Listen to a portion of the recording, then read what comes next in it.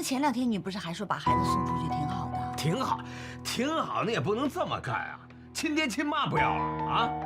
这天底下没这道理。我告诉你，他是中国人，他姓金啊，他走到哪儿他都姓金。那也没说不姓金呐，他当然得姓金了。那顶多就出去起个外国名字，什么 Mary 啊、Sonny 啊，什么。呵，你想，你这为了给闺女改名换姓，你还真下功夫哈！什么桑尼还 Mary 还 Sorry 呢还？我告诉你，这事儿说破大天都不成。我活着1天，我死了他都得姓金。哎，你说话别那么难听啊！你嚷嚷什么？你说电视上都演了，有些人为了拿那绿卡费多大劲，咱这送上门来的，给咱家长脸。这长什么脸？这啪啪啪打我脸呢！这是你那么喜欢外国，你去找一个去啊！啊，我把闺女给送出去，我这7老8十5儿5女的，我回头做个手术都没人给我签字儿，我，好家伙啊！回头他们2口子一翻脸，我想看一眼我都看不着，我跟谁说理去？别嚷嚷！谁？你嚷嚷什么呀？哎呦，咱姐都说了，你只要琴琴拿到了美国身份，这个领养的手续是可以随便解除的。你到时候琴琴都已经是美国公民了，你这赶都赶不出来了。这都是暂时性的，就那么几年，咱们为了孩子忍忍不行吗？打住！啊！别再提这事儿，一个字儿都别再提了。你要非要让他过去，咱俩就离婚。这孩子你不要，我要。哎，你这人不讲理你！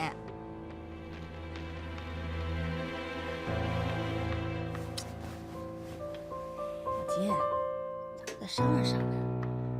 啊？哎，你干嘛去啊？去沙发。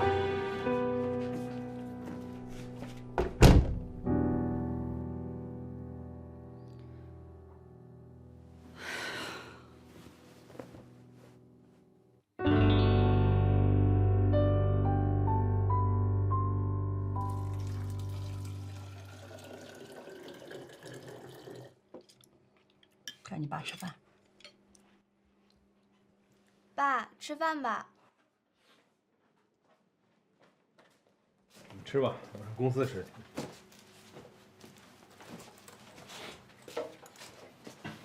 别走啊！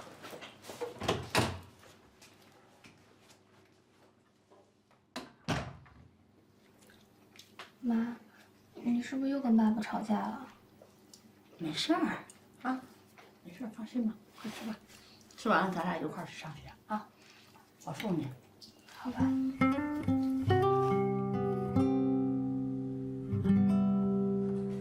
阿姨，哎，阿姨呀，哎，在书房呢。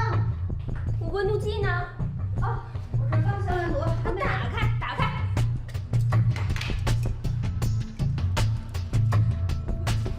宝宝把这吃了，快，快，宝宝把这吃了，皮皮怎么了？可能是昨天晚上吹到风了，我摸着有点热，我反正，没事，别着急，我能不着急吗？我是他妈。哎呀，宝宝，吃了，哎呀，38度7，你赶紧收拾一下，跟我去医院啊！我？废话，不是你还有谁啊？月嫂也不在，赶紧的。哦。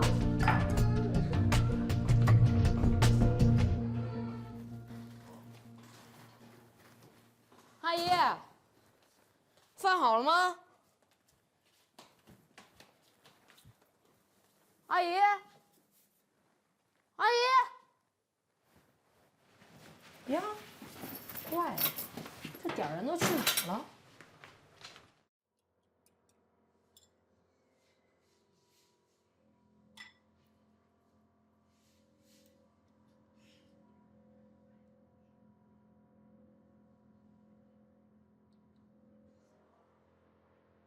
喂，姥姥。啊，小雨啊，我问你一下，我想做那个蛋炒饭，怎么做呀？谁让你做饭的呀？啊？嗨，我这不回家吗？看家里一个人没有，保姆又不在，我饿着呢。这大中午的，这帮人死哪儿去了？要让你做饭？快！你停下，去叫个外卖啊！我还得自力更生呢。我爸跟我说了，等我到了国外之后啊，我还得自己生活呢，这连蛋炒饭都不会做，那哪成啊？小雨啊，你连油盐酱醋都分不清，那你烫了手可怎么办呢你呀？哎呀，没事没事。你听姥姥跟你说，我马上就到了，我10分钟就到了，等着我啊！哎呦我的天！来吃点鸡蛋，来吃点鸡蛋，吃点鸡蛋。哎呦呀，慢点，你看吧，这孩子饿。然后我跟您说，就您做这蛋炒饭，绝了！您要在这开个餐馆，肯定火。那你就多吃点。哎呀，嗯。你说看这么大家啊，都没人给你做个饭吃。等你爸回来呀，我一定好好训训他。可劲儿训，玩命的训，我绝对不同情他啊！这孩子，哎，姥姥，我付姥姥。哎，不行，付姥姥，不说，我下午模拟考换个衣服啊！哎，你慢点。哎，你说这个孩子真是怎么整？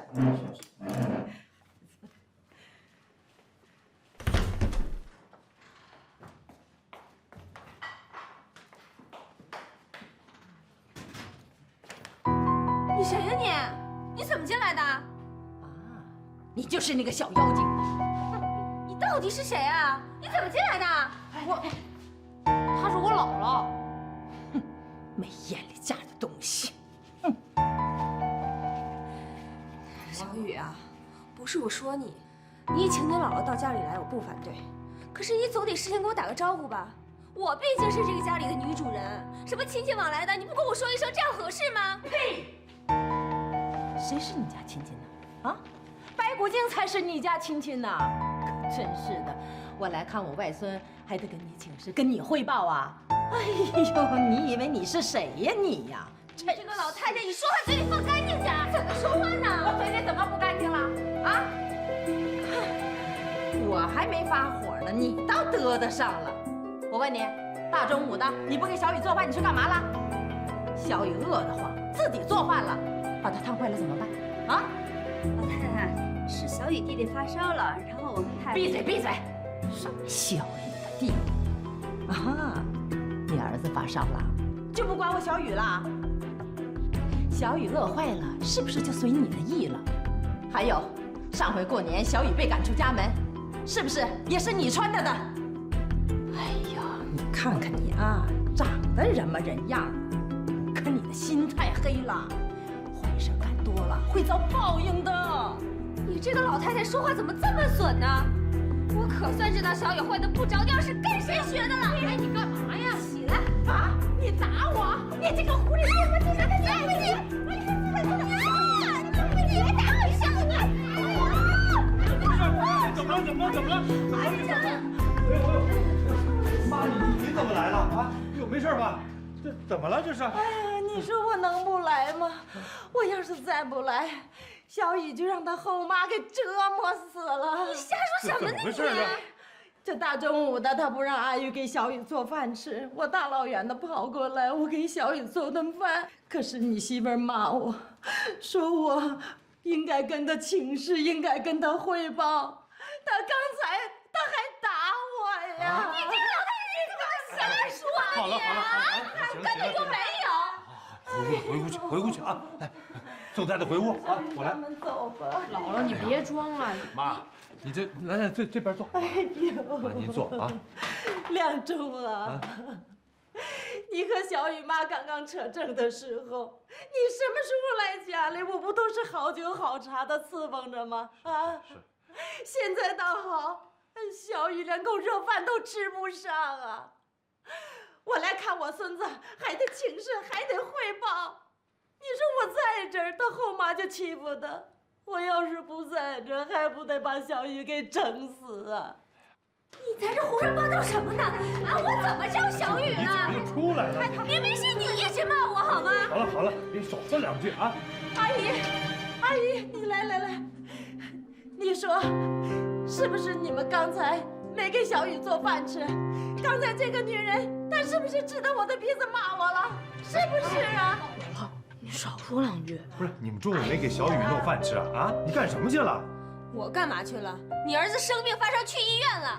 张亮忠，我告诉你啊，她是你丈母娘，她不是我的。你愿意在这替他训你，请自便，我没空奉陪。走。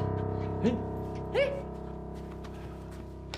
你听见了吗？啊，听见了吗？这个女人你得好好整治整治，要不然呐，举头三尺有神明。小心我女儿半夜来找你。您消消气儿啊，这个事儿我一定给您一个交代啊。我跟你说哈，你姥姥，我那个下午还有模拟考呢，我再不去就迟到了。哎呦，你看我都给忘了，快去吧，去吧，不，爸，你那车还在不在楼下？我想一道给姥姥送走。在。哎，姥姥，你出来的时候肯定没跟我姥爷说吧？你要再不回去，他就以为出事儿，他就急疯了。哎呀，对了，我还真没说。对，走了，我回去了啊。我送您啊。哎，你可别忘了啊。哎呀，您放心啊，小雨在我们张家永远是长子嫡孙啊，一分钱一根针都不会少他。宝贝儿没事。好没呀？太太，放了5勺够了吗？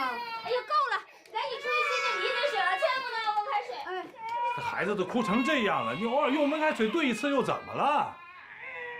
你乐意瞎养孩子那是你的事儿，千万别生我孩子。快去呀！皮皮没事，妈妈在呢，妈妈在呢。要我说，这事就赖你啊！你说你大晚上你带他去游什么泳啊？所以才这样的呀。还有，刚才在那儿啊，你对他，你对你姥姥态度，你干嘛那么冲啊？啊？他骂我说我心肝黑，我哪知道他是谁呀？哎，你妈妈背地里也没少骂小雨吧？啊，骂兔崽子啊，骂小王八蛋啊，你以为我不知道啊？哎，他在的时候啊，我对你们娘俩还可以吧？啊，遇到不高兴的事我都没说什么吧？啊，这小雨的姥姥800年来一回，你就对她那么冲，你干嘛呀？那么多事儿啊？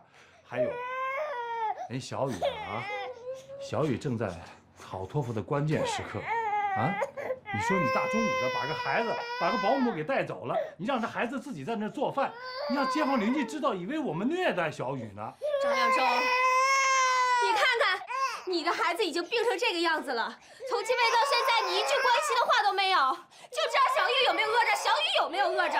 小雨比皮皮早14年当我儿子。再说这孩子偶尔的生一次病是吧？发烧、感冒的，这有什么关系呢？你去医院看了，医生也没让他住院呢，不就开点药吗？你至于那么小题大做吗？小题大做的明明是你，好不好？那张小雨有手有脚的，外边那么多肯德基、麦当劳，他怎么就不能对付一顿了？弄出这么一大摊子事儿，他就是成心的。哎呦，小雨够懂事的了。刚才要不是他把姥姥打发走，你这关还没过呢。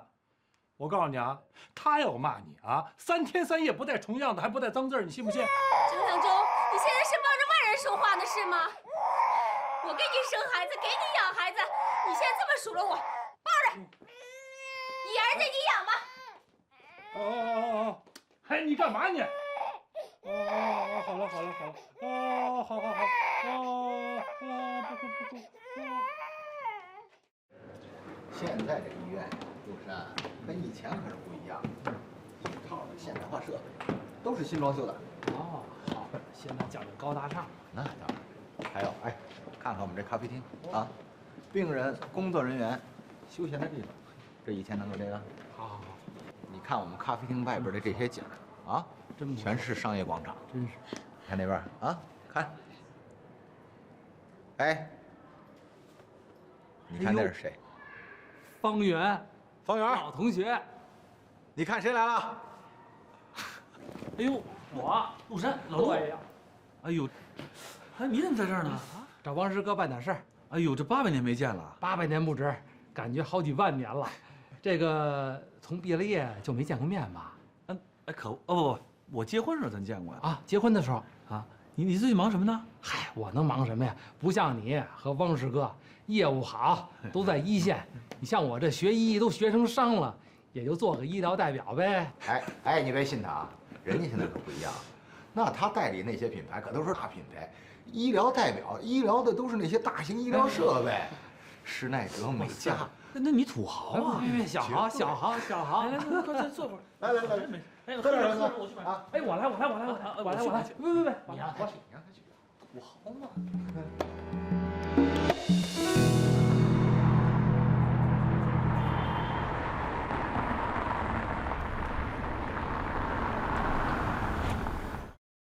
成，好，那我挂了啊。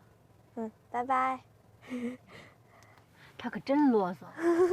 多多，一会儿一定要放轻松考啊，没事儿啊，妈妈相信你。谢谢，不是妈，我真不紧张，你就放心吧。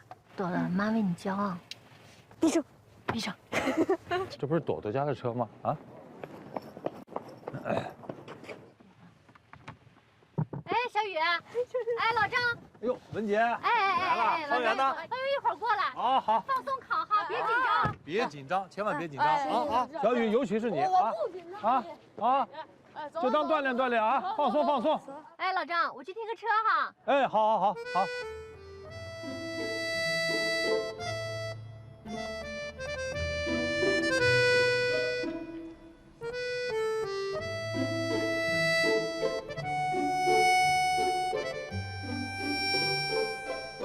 这不行，还得再考一次。我儿子估计啊，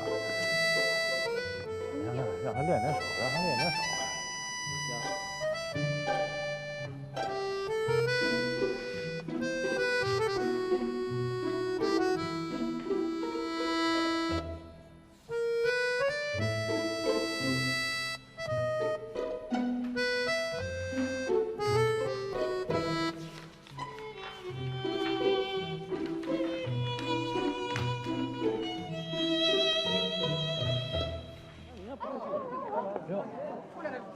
吧？哎，妈！哟，朵朵，哎呦好，小雨呢？基本都会。哎，小雨，哎，怎么了？愁眉苦脸的啊？没考好啊？没事啊，下个月再考一次啊，没什么大不了的。你说你什么基本都会啊？基本都做过之前的。你看，所以上那突击班还是有用。哦，不是小雨，他没关系啊。大会市场啊，都是吃鼻子脸面包的。进来。哎呦，廖处长来了！哎，快坐。看看，这是你们科方言大夫的一台手术吧？哦，这个啊，我记得，是一个12岁的小姑娘，先天性白内障，这有什么问题吗？人家病人的家属找到医院来说病情复发了。啊？没事，我吃好了，你慢吃啊，我先走了。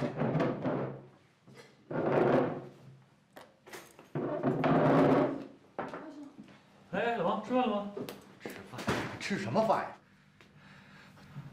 你还记不记得啊？去年那个手术，小姑娘12岁，先天性白内障，做宫膜切肾的那个。啊，对，怎么了他？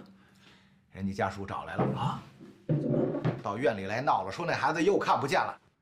得了，别吃了，跟我去见庙处，等着你。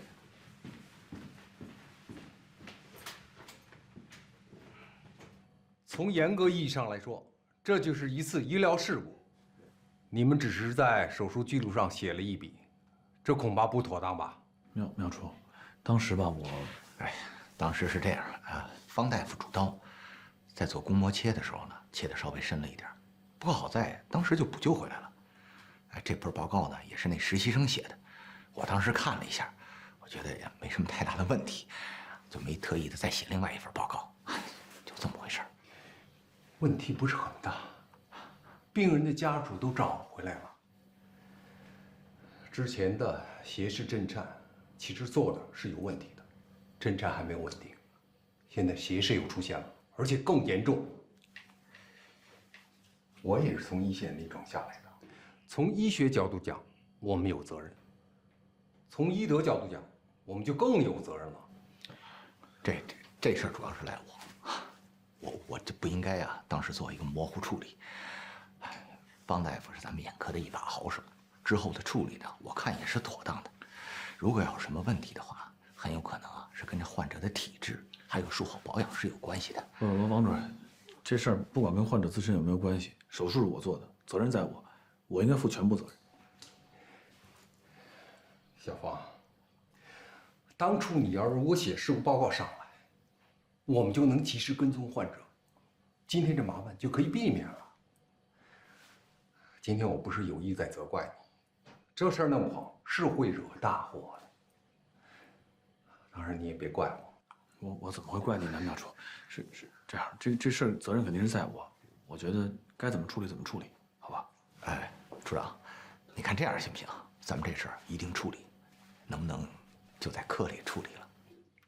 这样，现在医患关系本来就很紧张，为了给病人一个合理的交代，我建议啊，暂时停止等候，等我们成立工作小组，进行专项了解调查，并对患者进行追踪回访后再做定论。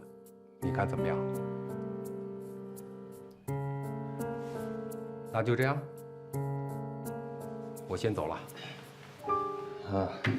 小王，待会儿就去医务处一趟。好，那处长您慢走。哎，慢走啊！我这就给停职了。停什么职啊？停！你就当着回家休息几天，放个假。这事儿是不是也牵连你了？你就先别管我了，我先去医务处挨这头刀去。哎，老王。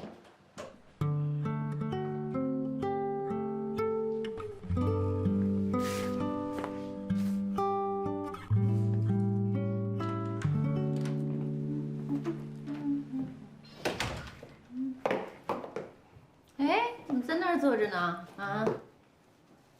也不做个饭，冷锅冷灶的。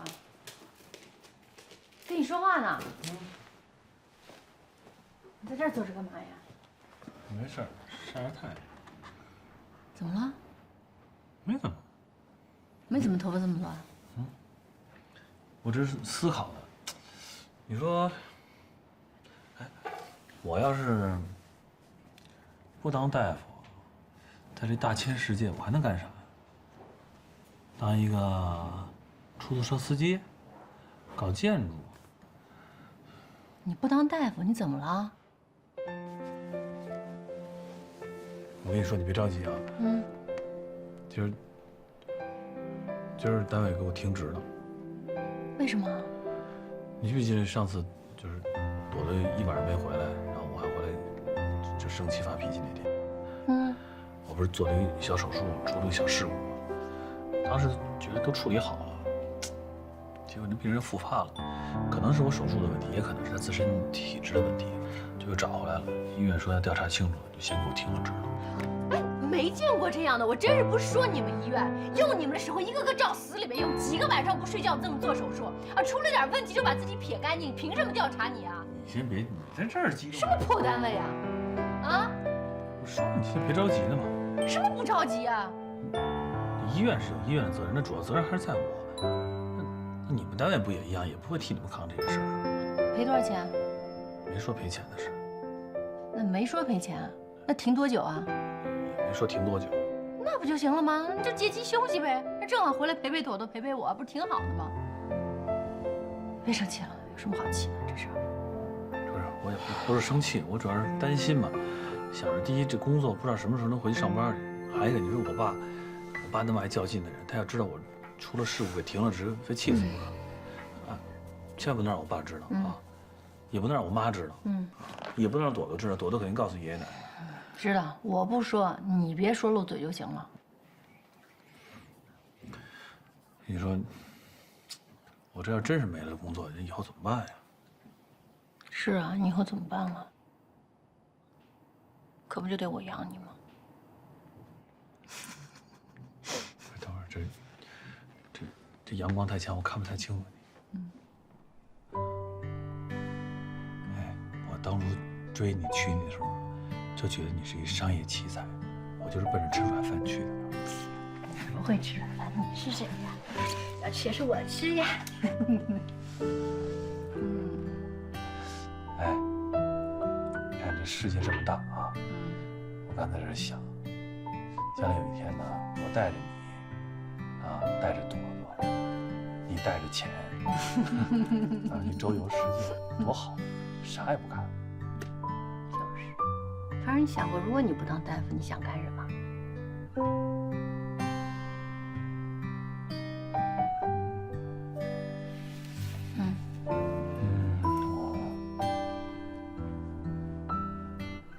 除了大夫，我肯定啥都不会做了。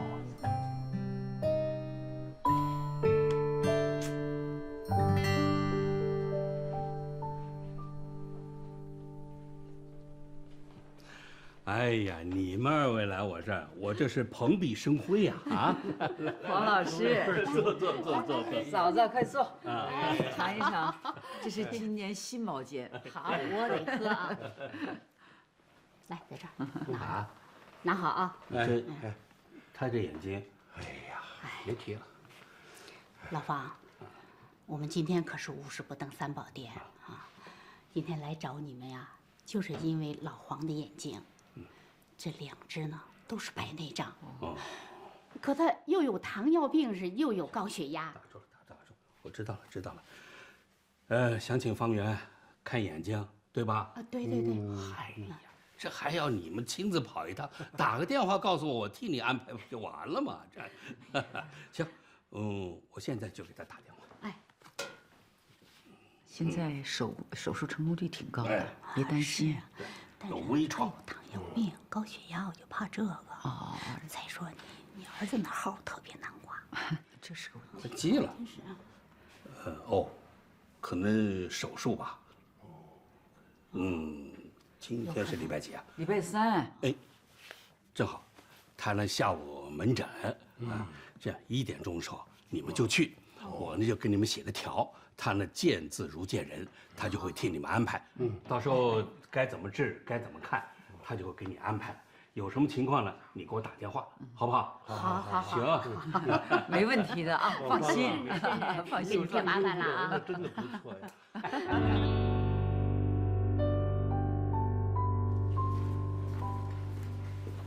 哎，老黄来电话没有？没有啊。嗨。这老兄，跟他说了怎么个情况，给我来个电话呀！真是，我打给他，问问。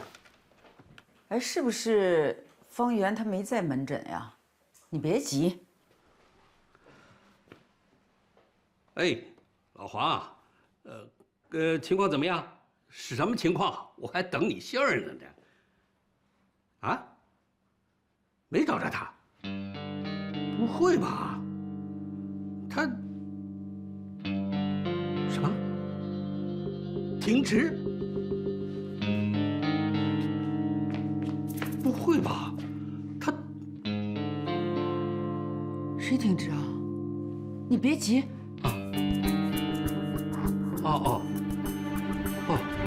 怎么了？说他怎么全报全院通报。通报谁呀？老方，哎呦，老方。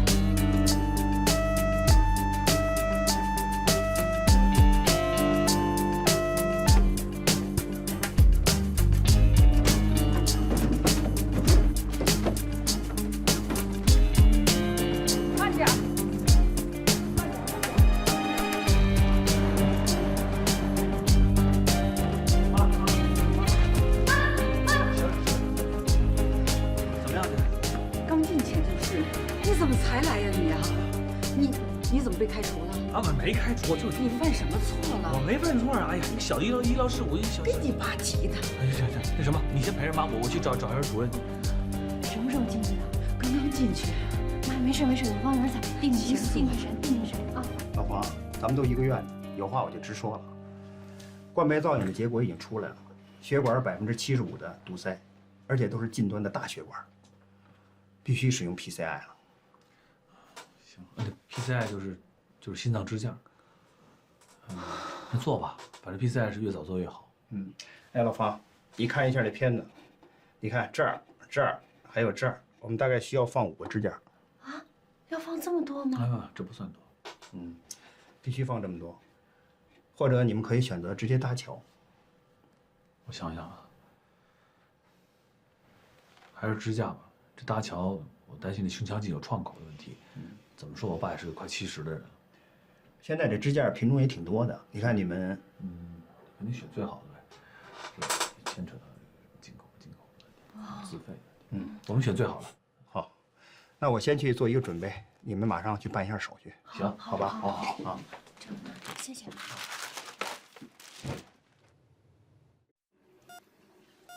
老伴儿。哎，爸，醒了？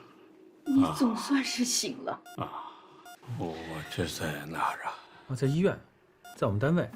啊，没事了啊，爸。你快吓死我了！爸，那个给您做了一小手术，装了几个支架，没事了啊。啊，装支架？哎，装支架了。从哪儿装？啊，从您胳膊这儿，没事，小微创，您别动，就这小这个地儿啊。哦。那什么，您这胸闷现在感觉是不是舒服多了？对，装上支架马上就会有感觉。但我跟你讲，以后爸，您可得这个注意生活方式了。这个肥的、油腻东西，什么肘子、猪蹄得少吃。您这是生活习惯的问题。妈，你炒那菜太油，你知道吗？所以爸。什么猪肘子油大的，还不都是你给气的？我这事儿你们俩都没了解清楚，这是瞎起急。爸，我没被开除，我就是单位暂时给我停下职。那不就是吗？那不是犯了错误了，要干嘛给你停职？是，你听我讲，你听我讲，这么回事儿。之前给这个一小孩先天性的白内障做一手术，你知道吗？刀当时深了一点，但我在手术台上就已经都给处理好了，一点问题都没有。但这个孩子他自身体质不太好，可能恢复有点问题，后来有点复发，家属就找来了。医院本着对病人负责这种态度，是吧？得调查一下。那调查期间我肯定不能上手术台啊，暂时停职几天，根本就没事儿，过2天就过去了。哦，听见没？不怪圆圆，这事不怪圆圆。不，也怪我，确实我当时手术确实也有点失误，你知道吧？但是不是什么大事儿啊？你听见没？大事儿。那他不解释清楚了吗？还不是？哎，行，你这会儿行，好，我错，你这别着急啊，你这会儿别起急啊。文姐，妈，哎，爸醒了。醒了。那片子在里边，您收好了。哦，片子。文姐呀，哎，你们俩一块回家吧。朵朵还在家呢。没事儿，没关系。哎，文姐，她考美国高中那成绩出来没有啊？还有个10几天，而且她过几天还得考一次托福。啊，还要考托福啊？哎呀，这孩子真遭罪了，这。他这不是3次吗？得考3次，然后按照最高的那次成绩算。好了，你妈留着，你们俩赶快回去看着朵朵去。啊，我这住院别告诉她的考试，别让她走神了。那快回去吧。不是，要不这样，妈，你回去接着帮我们看着朵朵，我跟那个文杰在这守着吧。哎呀，不用，快回去看孩子去。朵朵现在多关键的时候啊，她现在最要劲儿的时候，快！对，朵朵比我重要，我现在没事儿了。那要不这样，这个咱俩先回去把朵朵安顿好，然后不行我再回来一趟，好吧？别了，不用，没事，不用，一会儿妈一个人就行了。妈，要是那个床单被罩，咱们新换的。你到时候你晚上别担心我。爸，你好好休息啊！哎，给我们打电话。哎，走。好，走了啊！你有事给我打电话。哎呀，快回去。好。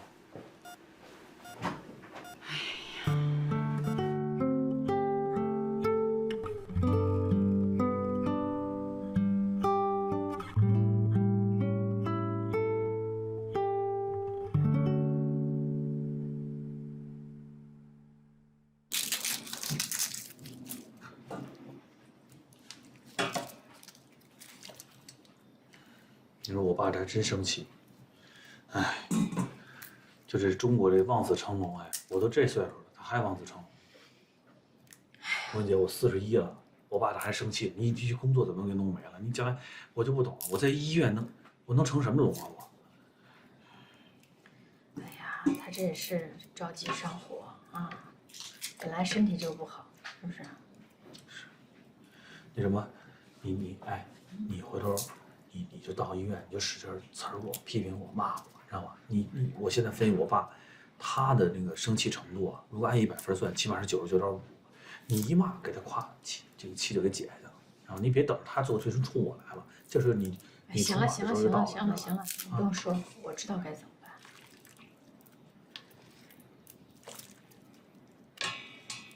放这杯水，你这汤熬的真香，是吧？清鸡汤，来你尝尝。太烫了，先别炒。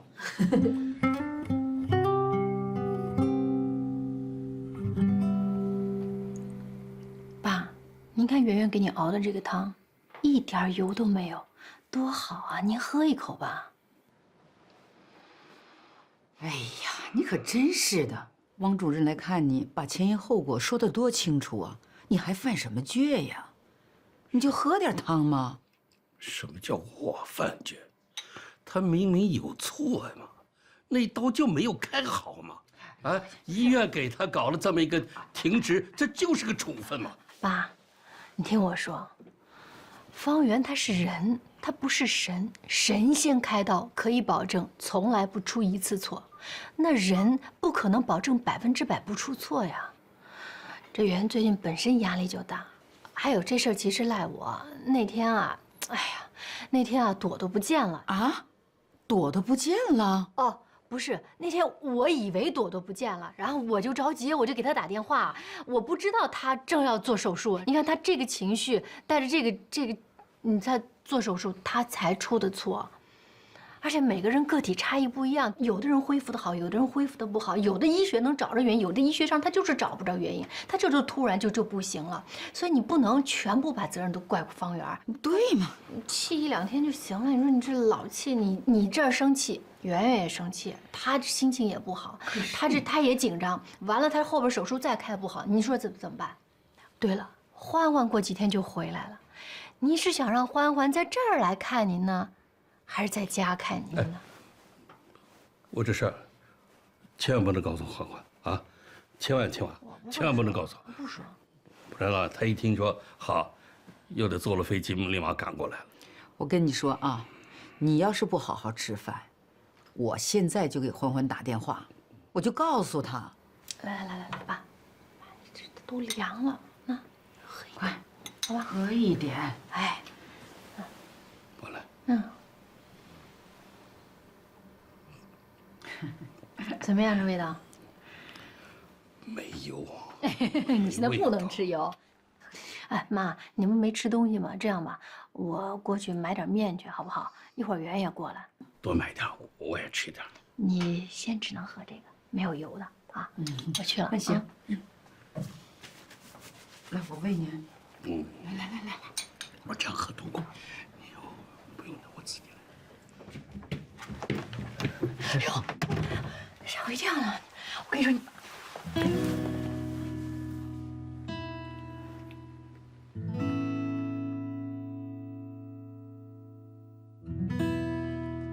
您要的书我网上都给你订了，可能明天就寄到了啊。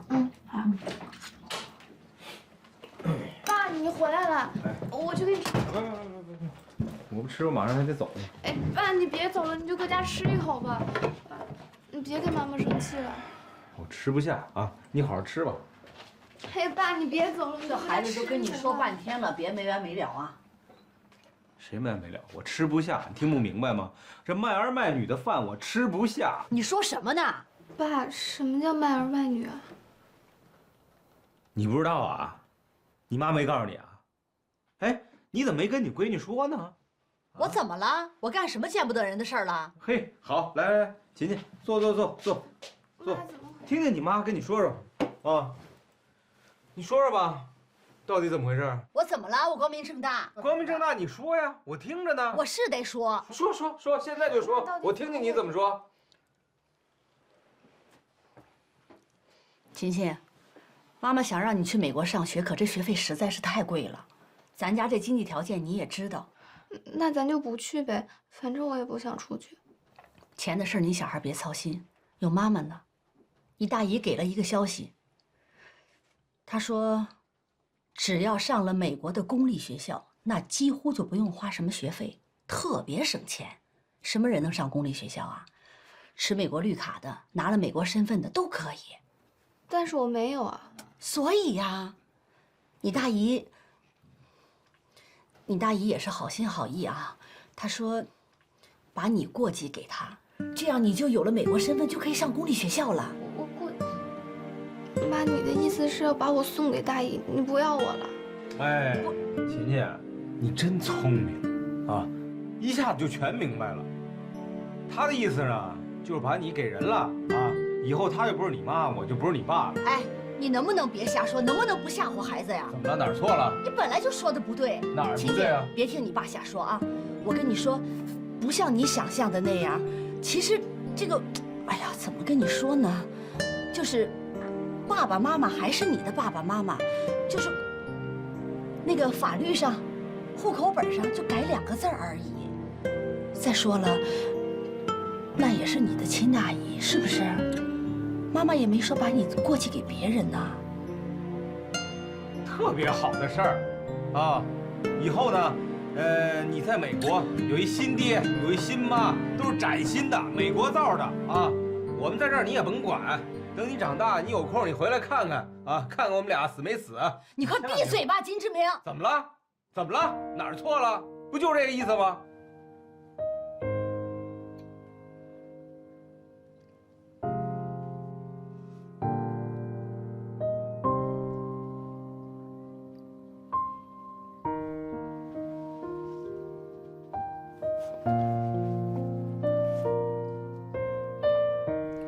亲亲，是这事儿，妈妈应该早点跟你说的。这事儿是妈妈不对。哎，那天大姨在沙发那儿说的那番话，你还记得吗？说的多好啊！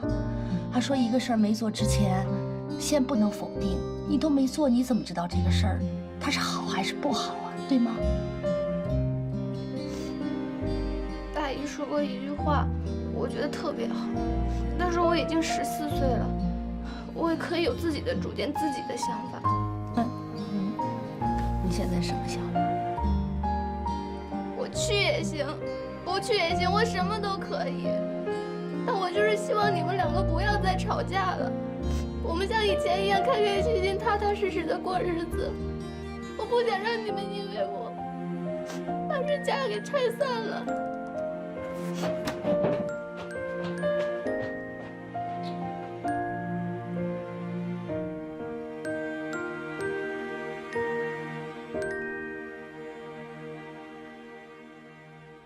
嫂子，我爸住院这么大的事情，为什么瞒着我呀？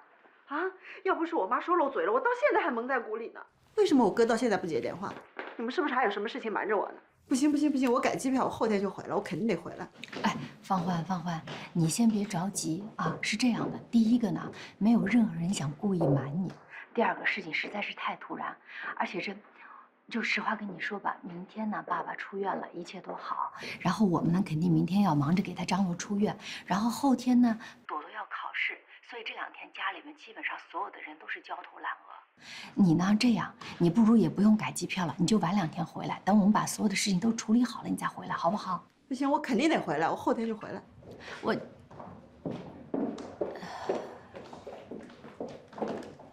奶奶。你还好吧？都是奶奶，没办法。你最近家里这么多事儿，朵朵要考试，公公还要出院，你要不然请个假，下午回家休息吧。我请假，Carrie不把我吃了，算了。我们家方大夫近期好点没？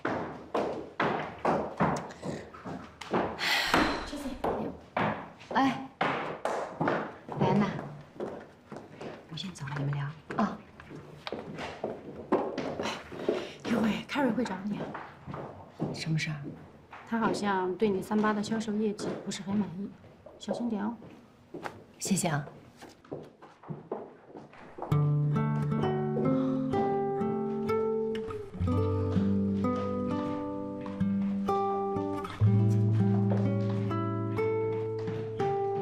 慢点啊！回家了，回家啦！还是回家好吧？家里头都是。哎呀，别说，装上支架，真的人整个感觉好多了。那肯定是通了呀！你之前你的血管都瘪的。哎，朵朵下午放学把他接过来吧，我想看看他，想他了。不是他上的那个托福冲刺班呢，今天1天的课，1对1教学，今儿可能够呛。哎呀，那就接过来吃顿饭，你不至于这点时间他明天就考不上托福吧？呸！啊？怎么了？这个乌鸦嘴不吉利。你不知道，朵朵这个学习班呀，朵朵1节课你知道多少钱吗？800元，要不上的话那不赔了。爸，他不是1天800块钱，是1节课800块钱。1节课，1天8节课，886400。这个托福冲刺班一般都是10天开始报，10天64000块钱，还不算这个，后边还有一个 SSAT。您知道 SSAT 就是美国这个中考，等于是。那个咱这突击这个是1天大概是8000左右，7天一个班，7×8=58000，56000加上前面这6万多，这光这个10几万。哎呀！而且我跟你讲，托福这冲刺班一般都上俩，是一个10天还上不完。要费用这么高啊？对，还好我是装了托支架了，要不然的话，我心脏病。你知道你这次住院花多少钱吗？小10万呢。你看圆圆又不上班，就靠文杰一个人，你说文杰压力多大，该有多辛苦吧？是，我知道。早知道我就不住那单间了，省点可以。还说呢，不是你自己要清静吗？不是妈，那个单间医院我订，它还能稍微便宜点，能打个折。能打折呀？那还好，打个折还好。这也够贵的。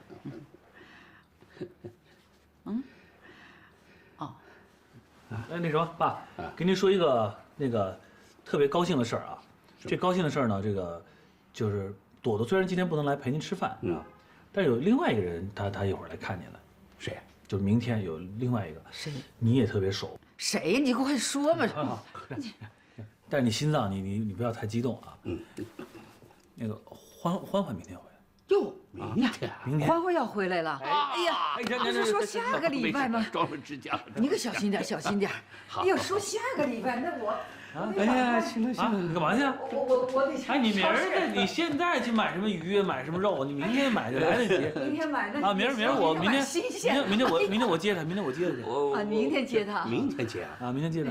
哎，你明天好像车限号啊？没事，我叫了一专车，先送朵朵上冲刺班，我再冲到机场接欢欢，然后回来吃午饭。哦，这时间正好哈。而且那个午饭可能稍微晚点，你有时间。没事，等他。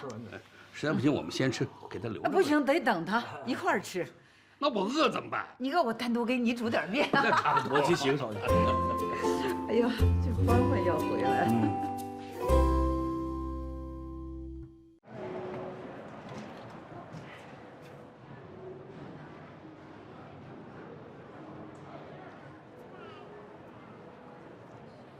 方圆。陈杰。啊。哟，不是你怎么？这么巧，竟然在这儿碰到你啊！这太巧了，好久不见，好久不见。你怎么样？我挺好的，你怎么样？我也挺好的。哎，看见你太好了，胖了一点，是吧？啊，你没怎么变。我来接我妹妹，接方欢。欢欢也回来了。她回来啊。真好，哥，哥，我在这儿呢。欢欢，陈姐姐啊！我天哪！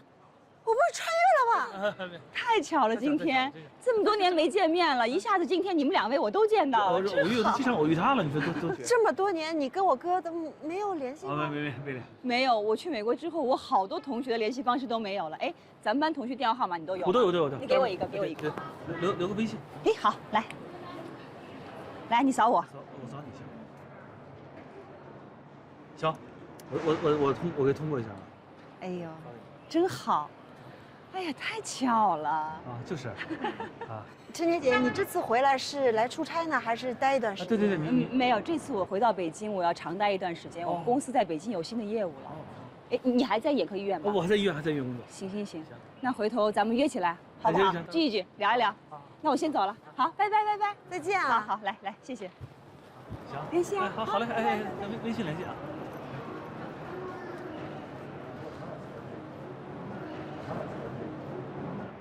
看什么看啊？怎么回事啊你？怎么回事？爸住院那么大事，为什么不跟我说？怕你着急，我都弄去。爸，现在没什么事，走。来，我跟你说啊，那什么，见着陈杰事儿，见着你嫂子别提啊。为什么？废话，你说为什么？来，给我抱抱。爸，来了。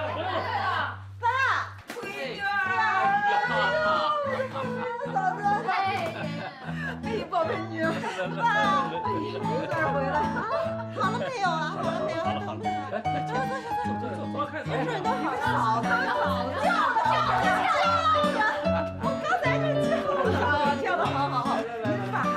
回来呀？啊？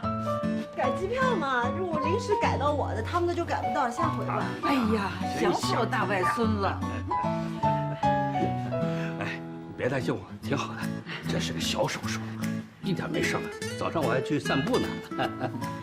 哎，跟你说，这次啊，我住医院，真是亏了你哥和你嫂子，是又辛苦又出力，感谢感谢。嫂子，哎，我上次打电话语气不太好，你别放心上啊，我哥教育了我一路了。哎呀，没事没事，你这个我已经严肃批评他了，你知道吗？他就爱批评人，没事没事。我爱批评人吗？哎，这么他妈的人，你跟你嫂子说什么了？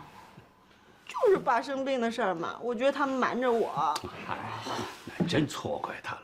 这是我跟你妈的主意，不让他们告诉你，怕影响你工作了，你知道吧？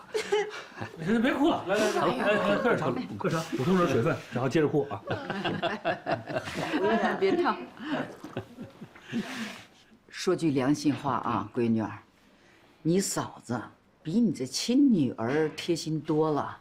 你看这10几年啊，真是里里外外一把手啊。你爸这次住院，全靠他忙前忙后的了。你以后再跟你嫂子乱嚷嚷，妈可不饶你啊！哎呀，不说啊，嫂子，谢谢你啊，这些年辛苦了，爸妈都你在照顾。哎呀，应该的，一家人不说两家话，照顾是应该的啊。你嫂子现在不是辛苦，她已经是命苦了，知道吗？来，快爸，来吃饭了，来。来，妈给你做了最喜欢吃的干烧鱼。欢迎爸身体健康啊！大闺女回国，辛苦了，辛苦了，文杰辛苦了。来，爸健康啊！来，爸身体健康，跟妈碰一下。哎，闺女儿，来，好嘞，快吃饭，馋死我了，馋死我了！真的，我就馋这一个，馋死了，妈想死你了。哎，你知道吗？这么多年在国外，什么都有，就是这家的味道，还有这个中国味，一点办法都没有，那么好吃。就那个低盐的纯味鲜，妈，明天到超市多给我买几瓶，我带回美国去，根本就买不到。哎，那没问题，简单的很。来，欢欢多吃点，多吃欢欢啊。哎，朵朵呢？今天星期天，她怎么也不在啊？哦，她今天啊去补课了。上次托福成绩下来，她觉得还能考得更好，再让她考2次吧。托福？你妈送她去美国啊？当然啊。她不是初3嘛，去美国念高中。他成绩不是挺好的吗？为什么呀？这说来话长啊。这说了也不长。爸，你开始，我来解释一下。我这不是初3嘛，学习压力比较大，孩子最近学习成绩有点下滑，心理压力大，还得了一个叫考试焦虑症，你知道吗？我们就想给他送到美国去。我跟你嫂子商量，换个环境，也可能这样学习成绩就能上来，身体能好一点，知道吧？而且我跟你说。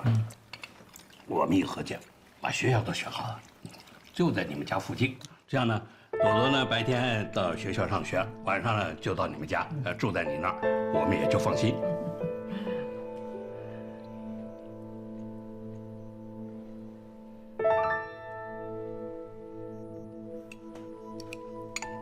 住我们家啊？怎么也没人跟我商量一下？这现在不就跟你商量着呢吗？我跟你说，欢欢，朵朵现在大了，可好带呢。你说到你那儿去哈，跟托尼、爱丽丝他们一块儿玩，互相学习，这多好的事儿啊！这个事儿是这样，原先没有决断下来，这事儿是前不久才定的。后来想着电话告诉你吧，这一时半时这个电话里面说不清楚。一想，反正你要回来，等你回来，咱们一块儿来商量这个事儿，所以呢就没时间告诉你。不是爸，你没打电话是吧？那没事啊。那这样，欢欢。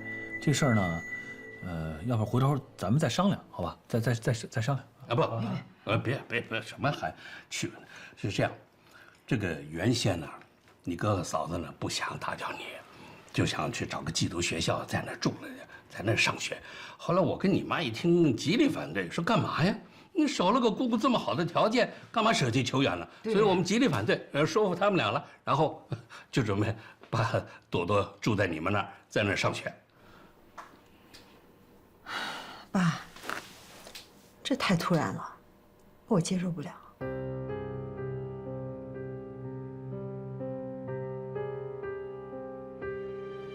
欢欢，你是朵朵的姑姑。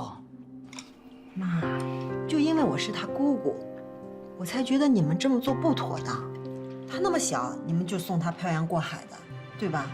再说了，她还是个青春期的孩子，还是个有焦虑症的青春期。朵朵没有焦虑症。哎，他这个焦虑症不是那个传统意义上的焦虑症，这叫考试焦虑症，不是一回事儿。对，考试的时候才产生这种焦虑，等不考试了，这个慢慢他就消退了，没事的。那这个是医生说的，还是你们自己想出来的？欢欢，我就是医生啊。你眼科哥？不是眼，不是。我的意思啊，我是过来人，我觉得不要那么小把孩子送出去。嫂子，我记得你说过，18岁之前不想让孩子离开你。我到现在也不想让他离开我一天。但是朵朵现在这个情况，全家人商量，尤其是你哥，他觉得把朵朵送出去是最好的，是吧？哎，是。你们想想，他在你们身边都不好，他一个人漂洋过海到异国他乡，在一个外人家里就好了。哎，你等等，说什么呢？外人？这一家人的怎么出了几天国成外人了？这什么话嘛这？跟自己的父母相比，所有的人都是外人。你要是外人，你回家干什么？你到我们家来干什么？你是我爸呀，所以我才回来看你。别人我才不回来看他呢，关我什么事儿？那是外人。哎，不是欢欢，你这么说，那我不也成坏人？哎呀，不是这码事儿，你行了行了，有话就不能好好说呀？你怎么着？刚出院2天，还想进去啊？欢欢，这有话慢慢说，好好商量着来。我要不是挂念着你，我何必一知道你生病了，我就着急忙慌赶回来看你呀？行，你挂念我和你妈妈，我们心里啊，但同时我也希望你能够挂念着你的哥和你嫂子。这些年你在国外，你知道他们俩是怎么对待我们的？那对我们简直是无微不至、鞠躬尽瘁。这次开刀，不但出力，他们还出了多少钱，你知道吗？啊，实际上他在替你尽这个孝道，你明白吗？现在你哥有这个困难处，让你帮忙一下，你怎么就这么难呢？我简直是想不通。两码事儿啊，这根本就别说，爸，不是，你别说，爸。嫂子，对不起啊，我这个人心直口快，你别，哎呀，这对我来说太突然了，你理解我一下。没事。文杰呀，这欢欢有他为难之处啊，咱们慢慢商量着来。啊，行，你们先吃，那个到点了，我去接一下朵朵啊。你还没吃几口东西呢。妹，我去上厕所，我接朵朵去。挺好的菜，没人吃。哥，浪费。哥，我不是不喜欢朵朵啊，这不是，哎，欢欢，好，不哭了，好，行，你还委屈了？你看，我本来跟爸说是先给你打个电话，跟你商量一下。好，爸，你还不了解他吗？他就喜欢自己决定，他是觉得还是当面跟你说合适，他就当面说。你没看出刚才爸已经生气了，你还顶他，你还跟他嚷嚷，他刚装完指甲，你想给他气死啊？不是你回来不就为了看他吗？你还跟他吵，真行啊！你看，我就这直脾气，你又不是不知道。那嫂子那边呢？我刚才那么说，他没事。哥，你很多事情不知道。你跟我说怎么了？还啥事儿？就是妈一口，他是个美国人，他理解不了我们这种亲戚间的往来，你知道吗？上回他爸妈到我们家多住了几天，他还不高兴，他说影响了我们的独立生活。你这是得给我时间去跟他。好，我知道这外国人肯定跟咱想法不一样。我开始跟你嫂子也商量说不去你那儿，这爸妈在那儿张罗嘛，对不对？想在你那儿，你不是躲着去那儿，我们也安心点嘛。但是没事儿，你先解决你自己家里的事儿，没问题，好吧？啊，但是你不能跟爸妈那么吵吵，你爸刚才气得够呛，你说这再给气病了怎么弄？知道了，哥。又怎么了？哥，我其实想说，你怎么说？我觉得吧，他还是不要出去念书好。一个是学费太贵了，一个是在美国你没大人盯着，根本学不到什么。你要是素质教育的话，还是在国内好。真的，你听我的。这事儿回头再说吧。我们要不到万不得已，也不想把朵朵送出去。这不是压力大吗？他现在又弄这个。行了，好了，不怪你了，就别哭了。我又怎么了？好了，哎呦喂，行了，好不容易回到家哭，来妈，去。把钱吃光了啊！是，你看，你咋还哭呢？哎呀，你不知道。算了，好了，行，妈理解你啊。行，你别哭，你再哭点，爸一会儿看你哭，爸也难受了，对不对？你不是给爸买了个什么？刚才说他买按摩仪。按摩仪，你现在趁着爸吃完饭心情好，进去吃点打铁，哄哄他，不就完了吗？妈，我也回家了，我们家那还没吃饭呢。那你赶快回去吧。我先回去啊。你路上小心点啊。走，看看爸爸去。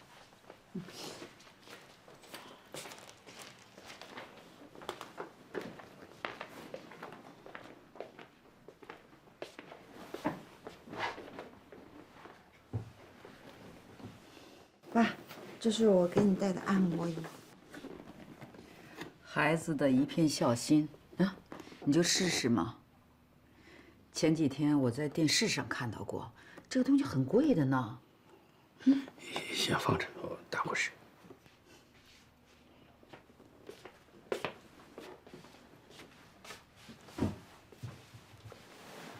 爸，这次我回来，还想带你们去坐个游轮。我问过医生了，这个不累的，心脏病人也可以去的。真要有那份孝心，你就替你哥把朵朵照顾起来就行。爸，怎么又说这个事情？这不是一个小事情。正因为不是个小事儿，你就看在朵朵叫你是姑姑的份上，好吗？看在你亲哥哥的份上，你就帮帮人家这个忙，这又怎么了吗？真想不通。欢欢，你哥哥嫂子不是不懂事的人，他真是遇到难处了，你就搭把手嘛。妈，我也有我的难处啊。你什么难处？你讲给妈妈听听，我帮你分析分析。爸妈，你们是真不明白还是假不明白？你们是我的父母，生我养我，对我是有恩情的，我有照顾你们的义务。可是朵朵不是啊，她是我哥的女儿，法律上没有规定我有照顾我哥哥女儿的义务啊。这一家人，你还讲什么法呀？爸妈，Michael 是个美国人，你女儿我嫁给的是一个美国人，在 Michael 的概念里，只有我和他，还有我们2个孩子，我们才是一家人。朵朵是个外人，你现在突然来一个外人住到我们家里，吃住用都在一起，他还不是住个1、2天，他一住就是1、2年。Michael 他能开心吗？他理解不了，你们得给我时间去跟他沟通。这不是我一个人能做主的事情啊。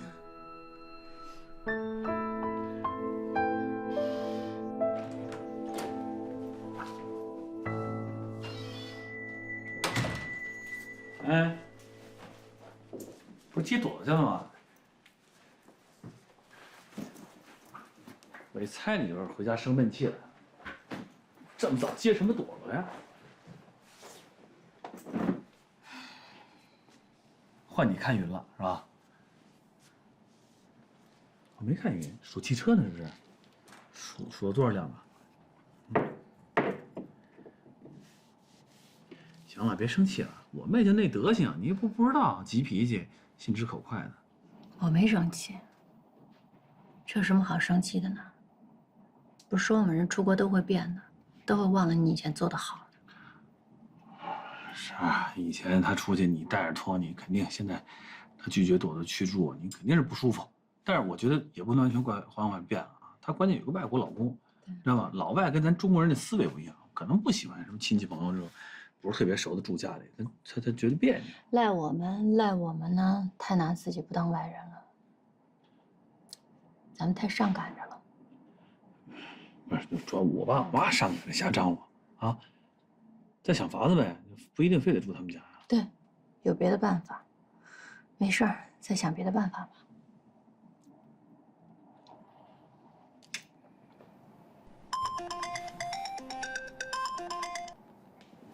喂，哎，主任，方圆啊，没人来科里一趟，谈谈你复职的事儿。行，明儿早上我就过来。哎，得嘞，谢谢。哎，没有，王启明说让我明儿去趟科里，说复职的事儿。早就该打这电话。行了，请我吃个饭，咱庆祝庆祝吧。必须的。哎，接着走了，咱们再看个电影啊。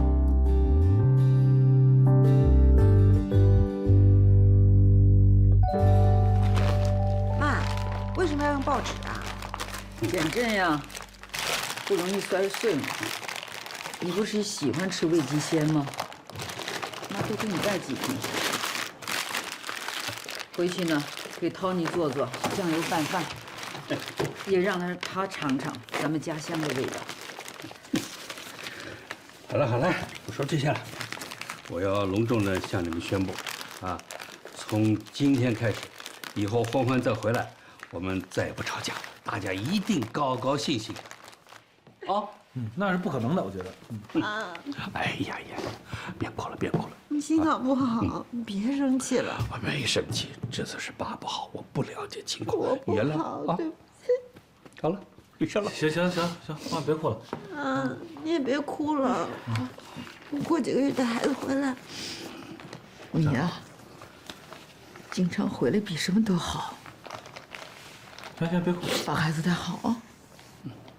哥，就到我这再哭一会儿，您再哭一会儿，那我也哭一会儿呗。啊，行，别。哎呀，多多的事情。没事啊，你看你这回来天天一堆戏，别哭了。你妈这你看妈还不天天哭。行，好了，啊，行，差不多，啊，我就送她上机场了，啊，行了吧，妈，别难受了，啊，走，行了。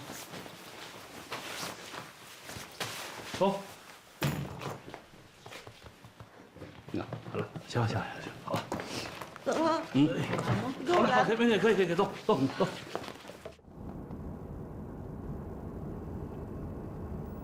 哥，我都想好了，朵朵要是真到美国去，我肯定不会不管她的，我会尽一切努力去帮她。像周末呀、小假期呀什么的都可以到我家里来，我们可以一起视频嘛。总之，在美国遇到什么事情，都可以让朵朵来找我。是，等她去了以后，肯定少不了麻烦你。没关系的，我是她姑姑嘛，应该的。这么大雾，这飞机还能准时起飞吗？哥，这么多年我也没照顾过家里，爸妈说的是对的。哥，所有人都靠你照顾。好了，没事啊，好了。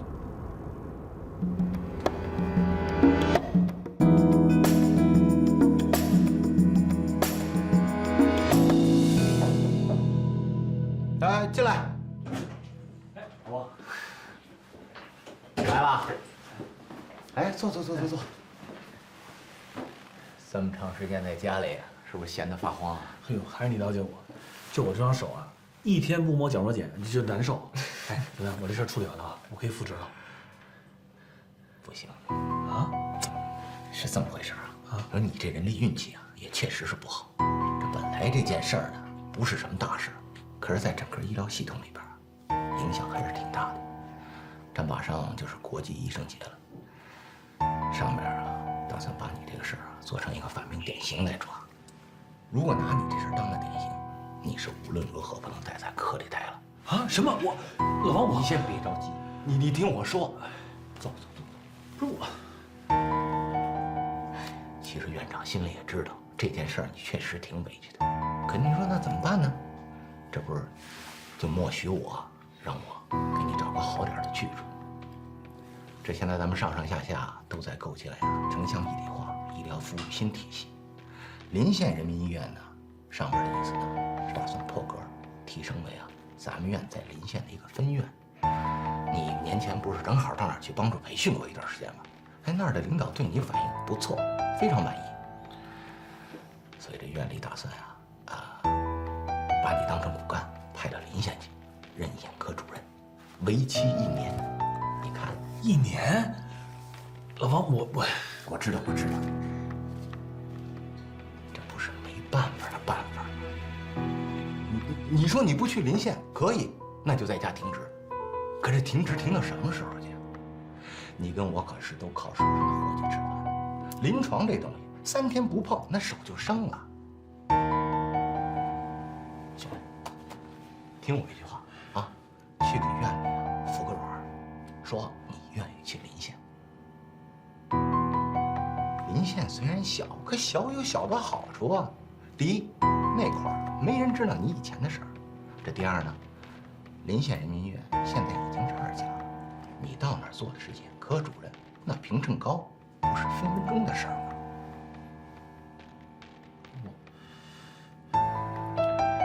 这我知道，你这心里很难接受，我理解。可这是真的没办法了，师哥，我已经想尽了办法，对吧？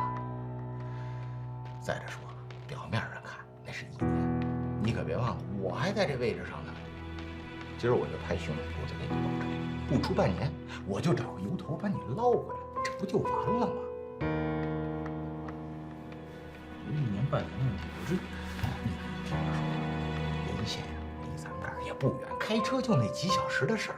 这边想回来你就能回来，我保证把生活呀、住宿条件给你安排的好好的，怎么样？关键我这家在这儿，孩子上着学，我上那儿去，人，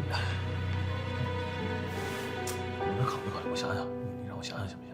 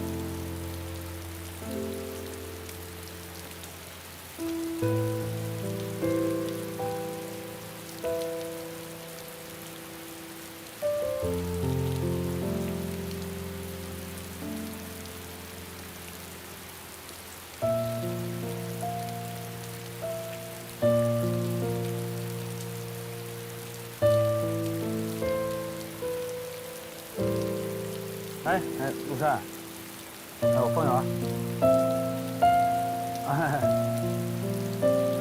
挺好的，对，来的挺好，没什么事儿。那个，就是那天，你说那个，跟你们公司那个找医代的事儿，就说上你公司，咱聊聊呗。我这边有小变化。行，好，谢谢。那行，你发给我啊。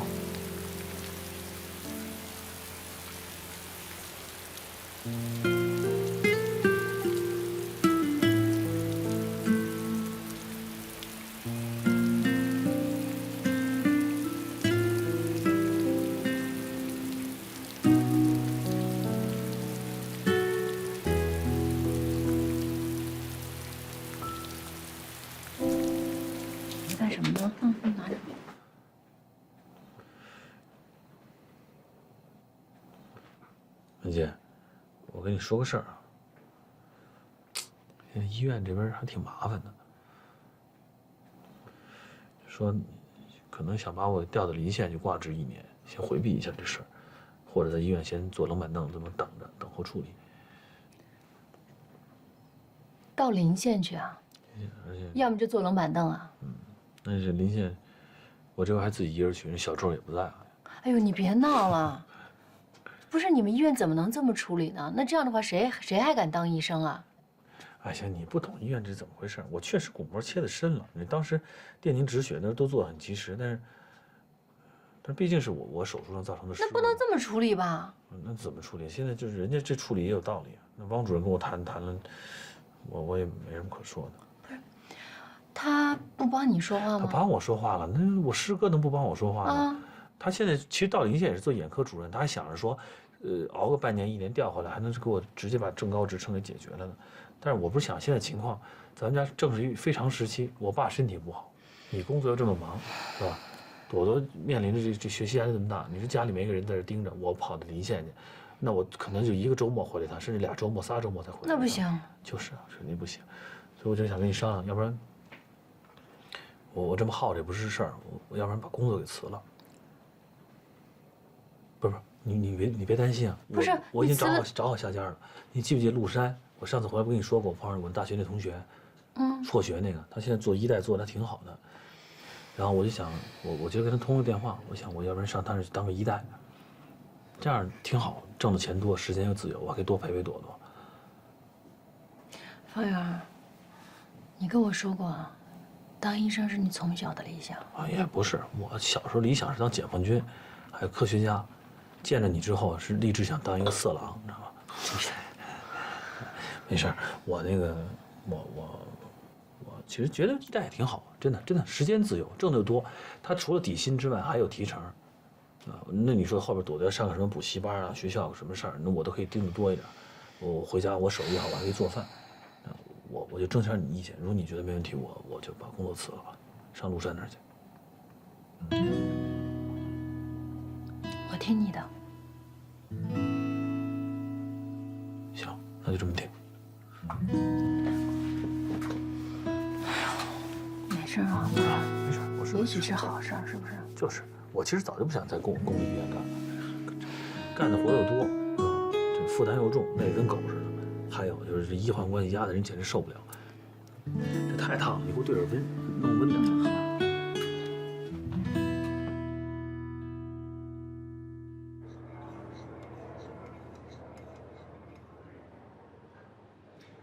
这就是你想了一晚上的结果啊！方圆，你是不是傻了呀？啊，你知道咱们是什么吗？咱们是医生，除了开处方做手术，咱什么都不会啊！你甭跟我说你要做什么医药代表去，我还告诉你，就那些舔着脸四处推销、请人吃饭的事儿，你干不了。我看透了你干不了这些事儿。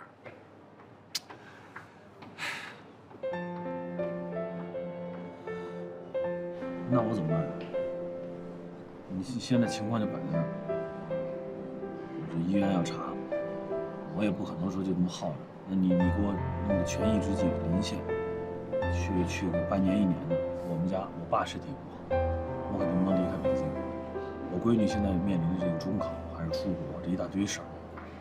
我把孩子老父亲都丢在北京，我一人去临县不可能，我得挣钱呀。那我也不能跟家吃闲饭，靠我媳妇儿养。主任我也没辙，就先这样，走一步看一步呗。哎，你说，我这事儿啊，其实也赖我，咱俩师兄弟一场，我也没帮你。不过我跟你说，这事儿有火啊。我也不想离开医院，我也觉得我这手就能做到。对。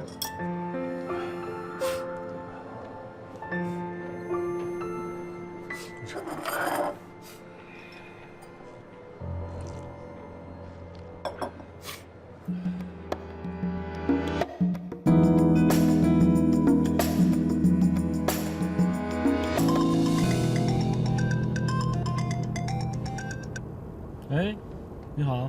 方先生，您好，我是留学中介。对，你好。方先生，这月 SSAT 的成绩出来的早，我已经帮朵朵查过分了。他总分2120，百分比成绩有82%，这个成绩进你们 list 上的任何一个学校基本都没问题。啊，你刚才说多少分？他总分2120，现在只需要等托福的成绩了。好，谢谢您。哎，天哪，这考这么高啊！朵朵你可以呀！你太厉害了，朵朵！朵朵，你知道这82%是什么意思吗？就是说你的成绩打败了美国初中生，打败了82%的初中生，你比他们82%都厉害！哎呦，真是我没想到啊！太棒了，朵朵啊！哎呦，你怎么这么厉害啊？2分都不，哎呀，这智商完全遗传了妈妈我，真是的！哎，芳儿，你赶紧给那个卓颜色打个电话，问问看小雨考多少啊？对。哎，朵朵，我有奖励你，怎么奖励你？不用奖励，我一定要再奖励。喂，你好，我是那个刚才接电话那个方多的家长，方圆，哎，对，方先生，哎，我想问一下，就是那个我们那个朋友一块来考那个小雨，张小雨，他那个成绩出来了吗？哦，方先生，张小雨这次成绩不太好，总分只有1700分。我们刚跟张先生商量过了，先等大小托福成绩吧。要是那边也不好，可能就只能先去美国复读1年了。哦，好好，谢谢，知道了，哎，好。哎呀，这小雨考得不好。1700分，其实对小雨来说已经不容易了，是吧？嗯，反正这分要上一普通的高中都很难进去。那就，其实我要是老张，我让小雨留1级，把英文打扎实，你说是不是？嗯。不说他这事儿，啊，朵朵真棒啊，朵朵。妈妈怎么奖励你的？不用奖励，我一定要再接再厉。